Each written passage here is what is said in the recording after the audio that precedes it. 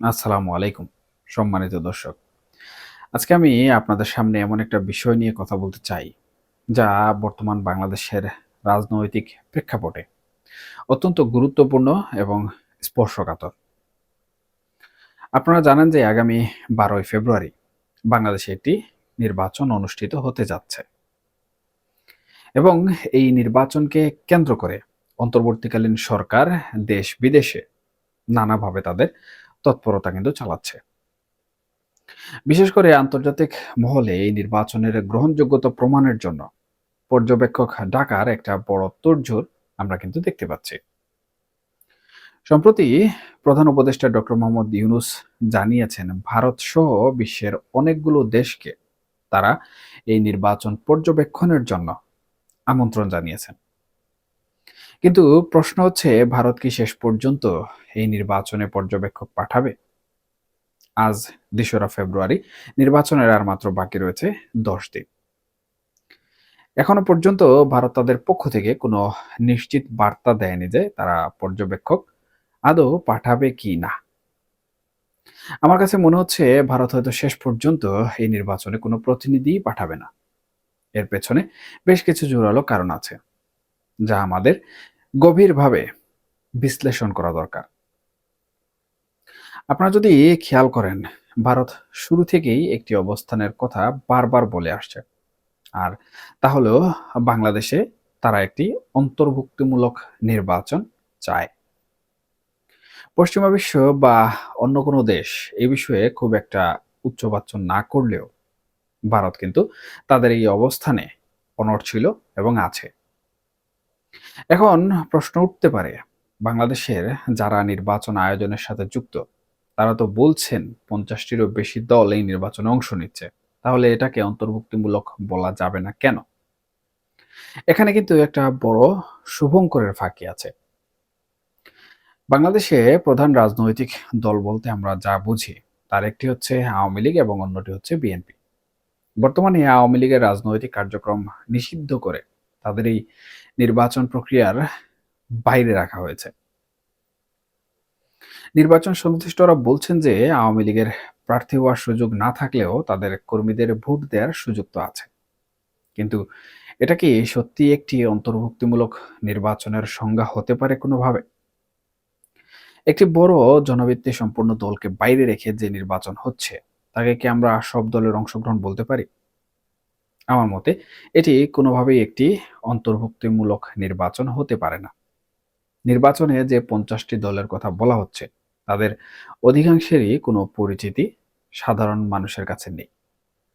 আমি একজন সচেতন নাগরিক এবং সংবাদ মাধ্যমের সাথে সরাসরি যুক্ত একজন মানুষ হিসেবে বলতে পারি, এই দলগুলোর অনেকগুলোর প্রধানের নামও কিন্তু আমি ঠিকভাবে জানি না।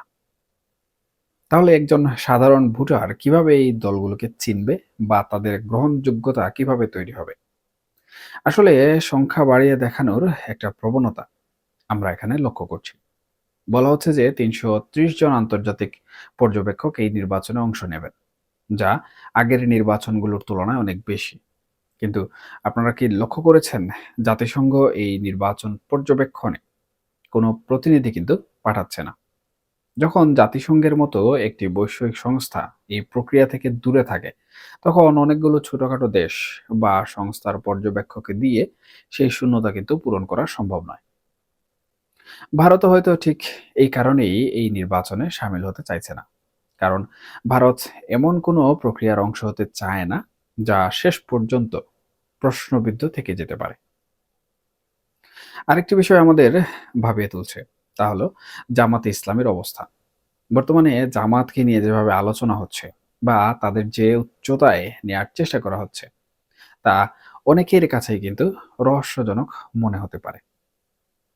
পশ্চিমা বিশ্ব জামাতের সাথে আছে বা নির্বাচনের ফলাফল জামাতের অনুকূলে যেতে পারে, এমন নানা গুঞ্জন কিন্তু শোনা যাচ্ছে।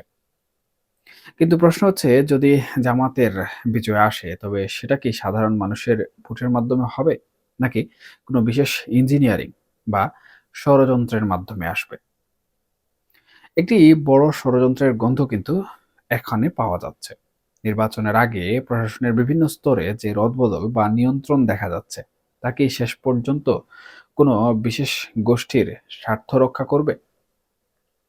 ১২ই ফেব্রুয়ারি পর্যন্ত আমাদের আসলে এই বিষয়গুলো খুব নিবিড়ভাবে পর্যবেক্ষণ করতে হবে। ডক্টর ইউনূস দাবি করছেন, এই নির্বাচন আগামী দিনের নির্বাচনগুলোর জন্য একটি মানদণ্ড হয়ে থাকবে। কিন্তু আওয়ামী লীগকে ছাড়া এই নির্বাচন কতটা অবাধ বা সর্বাত্মক হবে তা নিয়ে জনমনে যথেষ্ট সন্দেহ রয়ে গেছে। ভারত ছাড়াও নেপাল, অস্ট্রেলিয়া, ব্রাজিল, কানাডা, ফ্রান্সের মতো ১১টি দেশ এখন পর্যন্ত বাংলাদেশের আমন্ত্রণের কোনো ধরনের জবাব দেয়নি। যদিও সরকার বলছে ওআইসিসি সহ আরও কিছু আন্তর্জাতিক সংস্থা প্রতিনিধি পাঠাতে রাজি হয়েছে এবং সব মিলিয়ে পর্যবেক্ষকের সংখ্যা বাড়বে। কিন্তু গুরুত্বপূর্ণ দেশগুলোর এই নীরবতা আসলে কিসের ইঙ্গিত দিচ্ছে? দেখুন, আমার কাছে মনে হয় তারা পরিস্থিতি পর্যবেক্ষণ করছে এবং একটি একতরফা বা অসম্পূর্ণ নির্বাচনের অংশ হয়ে নিজেদের কূটনৈতিক অবস্থান কোনোভাবেই তারা নষ্ট করতে চাইছে না।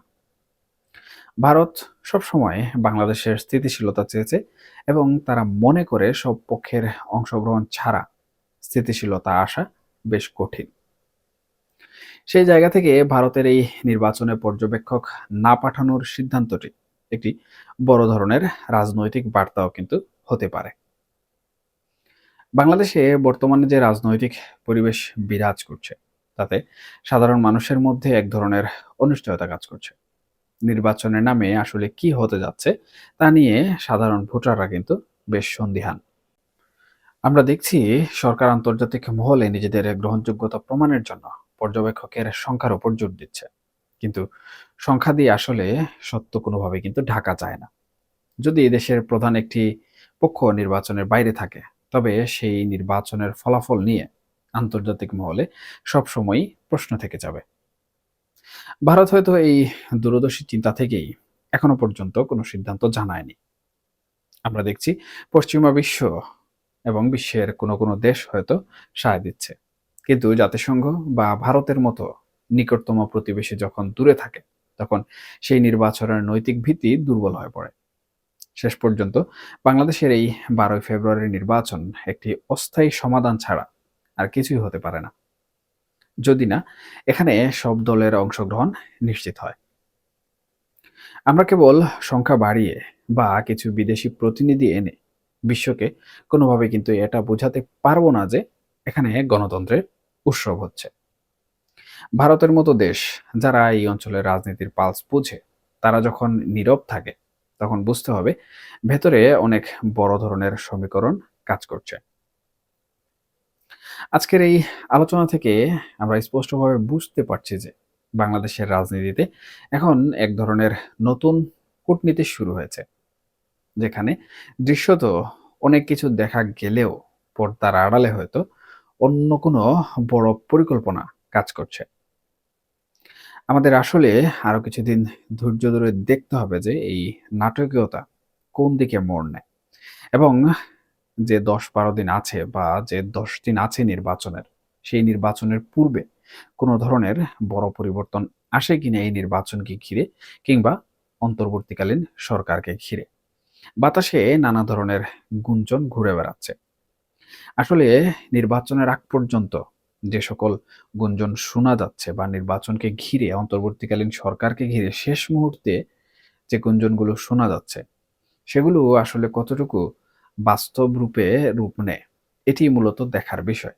এবং যদি সেই গুঞ্জনগুলো সত্য হয়ে যায়, তাহলে পরবর্তীতে নির্বাচন কি হবে এবং নির্বাচন পরবর্তীতে বাংলাদেশের রাজনীতির ভবিষ্যৎ কি হবে, এই বিষয়গুলো কিন্তু আমাদের দেখার জন্য আরো অপেক্ষা করতে হতে পারে। এখনকার মতো এ পর্যন্তই। সবাই ভালো থাকুন, সুস্থ থাকুন এবং অবশ্যই নিরাপদে থাকবেন। আল্লাহ হাফেজ।